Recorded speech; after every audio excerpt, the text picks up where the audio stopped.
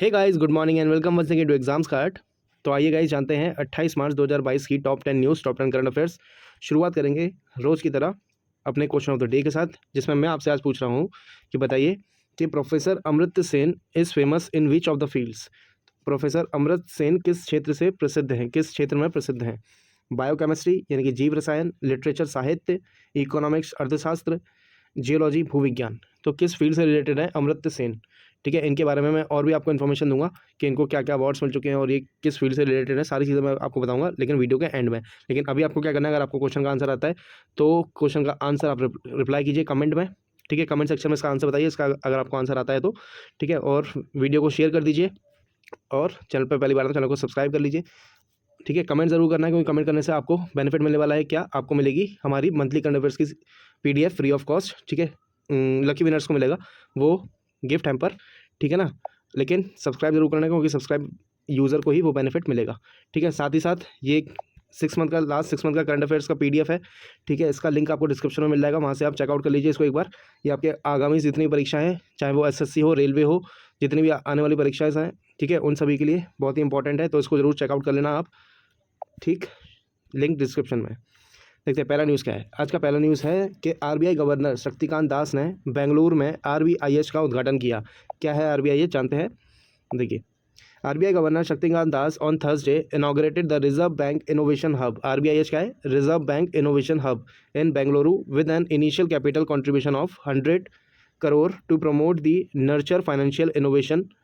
It, according to the central bank, the hub has an independent board with Senapati Chris Gopalakrishnan as chairman and the other notable people from industry and academic as member। ठीक है, तो mainly आपको याद रखना है कि RBI governor Shaktikanta दास ने RBIH यानी कि रिजर्व बैंक इनोवेशन हब का उद्घाटन किया है। कहाँ पे? बेंगलोर में। ओके, नेक्स्ट न्यूज़ है, नीति आयोग ने निर्यात तैयारी सूचकांक 2021 जारी किया, जिसमें गुजरात फिर रहा अव्वल। ठीक है, क्या है न्यूज़, देखते हैं। गुजरात नीति आयोग के निर्यात तैयारी सूचकांक यानी कि एक्सपोर्ट प्रिपेयर्डनेस इंडेक्स 2021 में सबसे ऊपर है गुजरात। ठीक है, इसके बाद क्रमशः दूसरे और तीसरे स्थान पर महाराष्ट्र और कर्नाटक हैं।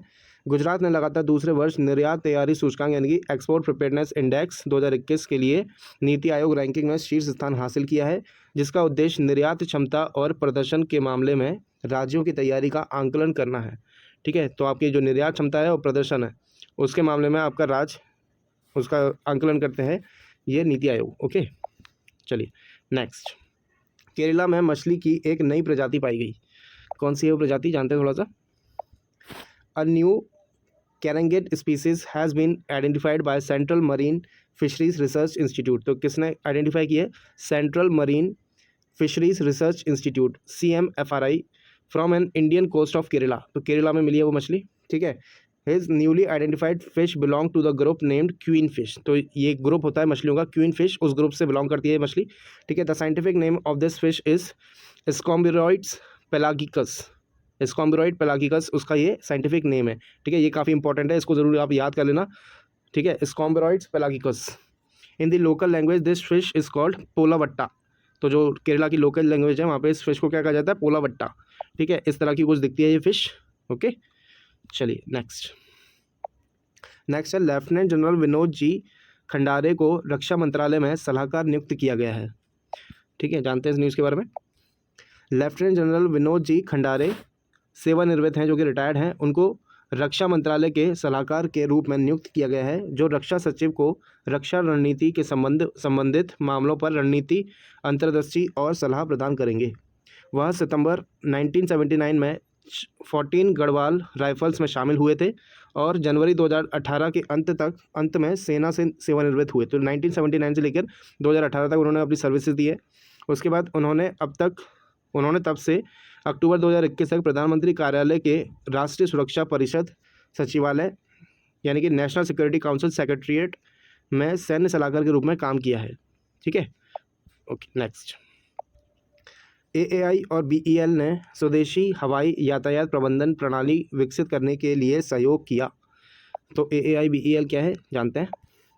भारतीय विमानपत्तन प्राधिकरण यानी कि airport authority of India. AAI का फुल फॉर्म क्या है? एयरपोर्ट अथॉरिटी ऑफ इंडिया ने देश भर के हवाई अड्डों पर हवाई यातायात प्रबंधन और विमान की सतह की आवाजाही के लिए प्रणालियों के संयुक्त स्वदेशी विकास के लिए रक्षा सार्वजनिक क्षेत्र उपक्रम भारत इलेक्ट्रॉनिक्स लिमिटेड के साथ एक समझौता हस्ताक्षर किए हैं जो पहले आयात किए गए थे।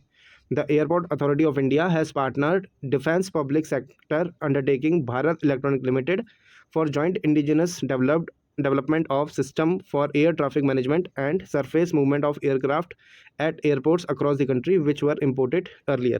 ठीक है, तो एयर ट्रैफिक मैनेजमेंट के लिए ये जो सहयोग है वो किया गया है AAI और BEL के बीच में। ठीक है, चलिए नेक्स्ट। ओला नियो बैंक एवेल फाइनेंस का अधिग्रहण करेगी। एवल फाइनेंस, ओला आपको पता होगा, ठीक है, एक कंपनी है जो कि आपको सर्विस प्रोवाइड करती है कार की, है ना, जानते हैं इसके बारे में थोड़ा सा। ओला एक भारतीय राइड हेलिंग स्टार्टअप है। अपनी वित्तीय सेवाओं की पेशकश का विस्तार करने के लिए neo bank platform avail finance भी कह सकते हैं इसको, अवेल फाइनेंस का अधिग्रहण करने के लिए सहमत हो गया है। समझौते की वित्तीय शर्तों का खुलासा ओला द्वारा नहीं किया गया था, जो अवेल फाइनेंस में 9% हिस्सेदारी का मालिक है। ठीक है, तो अवेल फाइनेंस में कितना स्टेक उन्होंने लिया? 9% का स्टेक लिया है किसने? ओला ने। ओके, तो ओला कैब्स एक कैब्स कंपनी है, आपको बताया था मैंने। Ola cabs is an Indian multinational ride sharing company. ठीक है, ओला के बारे में फैक्ट है, जिसको कब फाउंड किया गया था? फाउंड किया गया था 3 दिसंबर 2010 को। किसके द्वारा? CEO और फाउंडर कौन है इसके? भाविश अग्रवाल हैं। ओला के हेडक्वार्टर कहाँ पे इसका? बेंगलोर कर्नाटका में है। ठीक है, ये सारे इंपॉर्टेंट फैक्ट्स हैं, आपको पता होना चाहिए। ठीक है, एग्जाम में पूछे भी जाते हैं ये इस तरह के फैक्ट, है ना। Okay, next. UNCTAD ने भारत की GDP विकास दर घटाकर 4.6% की। ठीक है, क्या है ये? According to United Nations report released, India's projected economic growth for 2022 has been slashed by more than 2% to 4.6%। तो लगभग पहले इन्होंने 6.5% का होगा, अब 2% से घटाकर इन्होंने 4.6% आंकी है इंडिया की जो GDP ग्रोथ है। ऐसा उन्होंने क्यों किया है? इसका रीज़न भी दिया है, a reduction attribute to the ongoing war in Ukraine. तो यूक्रेन में जो वार चल रहा है यूक्रेन और रशिया के बीच में, उसके कारण से इन्होंने ये घटाया है। ठीक है, इंडिया का जो GDP रेट है। ठीक है, New Delhi could face trade restriction, food inflation, tighter policies and financial instability along with restriction on energy access and prices. तो ये सारी प्रॉब्लम्स आ सकती हैं आने वाले फ्यूचर्स में। इसी कारण को देखते हुए उन्होंने इंडिया की GDP को 2% से कम करके 4.6 आंका है। ठीक है, इंपॉर्टेंट है काफ़ी आपके एग्जाम पर्सपेक्टिव से। और UNCTAD का फुल फॉर्म क्या है? United nation conference on trade and development. ठीक है, और इसका हेडक्वार्टर कहाँ पे है? Geneva, Switzerland. काफ़ी इंपॉर्टेंट है, कई बार पूछा भी गया है, बैंकिंग एग्जाम्स में ज़्यादातर पूछा जाता है ये। ठीक है, तो ये ज़रूर याद रखें आप, UNCTAD जिनेवा स्विट्जरलैंड से रिलेटेड है। Okay, next. नाटो ने जेंस स्टोल्टेनबर्ग का कार्यकाल 1 साल बढ़ाया। नाटो आपको पता होगा, नॉर्थ अटलांटिक ट्रीटी ऑर्गेनाइजेशन इसका फुल फॉर्म होता है। ठीक है, उसके बारे में न्यूज़ है, जानते हैं इसके बारे में। According to NATO statement, the North Atlantic Treaty Organisation, NATO का फुल फॉर्म मैंने आपको बताया, extended the term of secretary general. तो नाटो के जो सेक्रेटरी जनरल हैं जेंस स्टोल्टेनबर्ग, इनका जो टर्म है 1 साल के लिए बढ़ा दिया है। कब तक के लिए? September 30, 2023 तक। ओके, नाटो के बारे में थोड़ा सा जान लेते हैं। The North Atlantic Treaty Organisation, also called North Atlantic Alliance, is an intergovernmental military alliance among 28 European countries and 2 North American countries established in the aftermath of World War II। मतलब north Atlantic Treaty organisation क्या है? एक संगठन है जिसमें 28 European देश शामिल हैं और 2 नॉर्थ अमेरिकन कंट्रीज शामिल हैं। ठीक है, इसमें क्या है संगठन में, अगर इन कंट्रीज़ के ऊपर कोई भी दूसरा देश आक्रमण करता है या हमला करता है तो ये सारी की सारी कंट्रीज़ मिल के उसको जवाब देती हैं। ठीक है, सारी मिलके उसको जवाब देती हैं। ये मेनली इनका ऑर्गेनाइजेशन का, संगठन का मेन रोल है। ठीक है, इसलिए इन NATO कंट्रीज से कोई ज़्यादातर पंगा भी नहीं लेता है।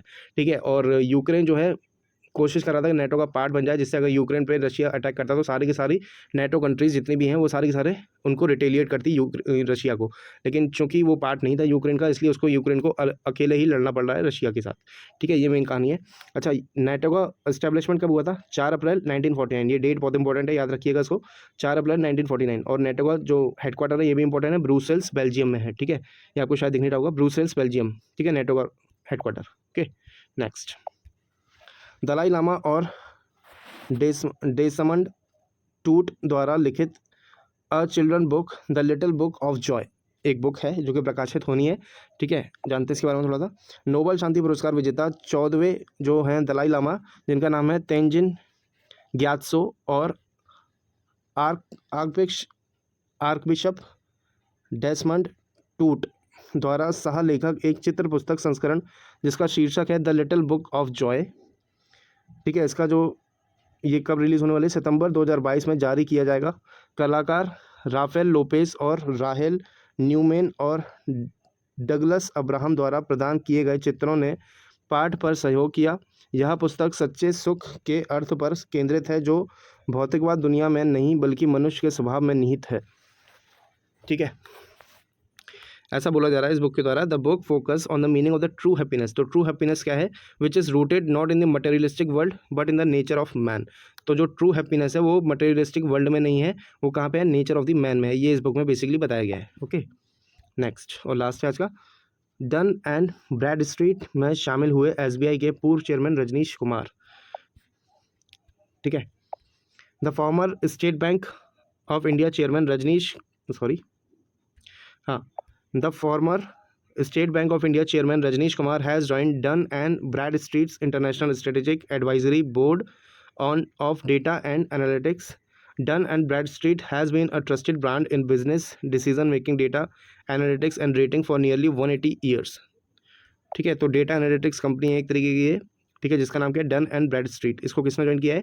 एसबीआई के पूर्व चेयरमैन रजनीश कुमार ने। ओके, आते हैं अपने क्वेश्चन ऑफ द डे के ऊपर, जिसमें मैंने आपसे पूछा था कि professor Amartya Sen is famous in which of the fields? Biochemistry, literature, economics या जियोलॉजी? तो करेक्ट आंसर इसका ऑप्शन नंबर सी, इकोनॉमिक्स से रिलेटेड है। ठीक है, अर्थशास्त्री हैं प्रोफेसर अमर्त्य सेन। इनके बारे में थोड़ा सा डिटेल हम जानेंगे। ठीक है, छोटा सा डिटेल है, ज़्यादा टाइम लूँगा आपका। देखिए, ये है अमर्त्य सेन। ठीक है, इनके बारे में थोड़ा जानते हैं। Amartya Sen was born in 3 नवंबर 1933। तो 3 नवंबर 1933 को इनका जन्म हुआ। एक क्या है? ये इंडियन इकोनॉमिस्ट हैं एंड फिलोसफर हैं। ठीक है, who since 1972 has taught and worked in the United kingdom and United states. तो 1972 से ये यूनाइटेड किंगडम और यूनाइटेड स्टेट्स में काम किया है इन्होंने। ठीक है, इनको कौन कौन से अवार्ड्स मिले? इनको अवार्ड्स काफ़ी सारे मिले हैं, इसलिए वो जानना जरूरी है, वो पूछे जाते हैं।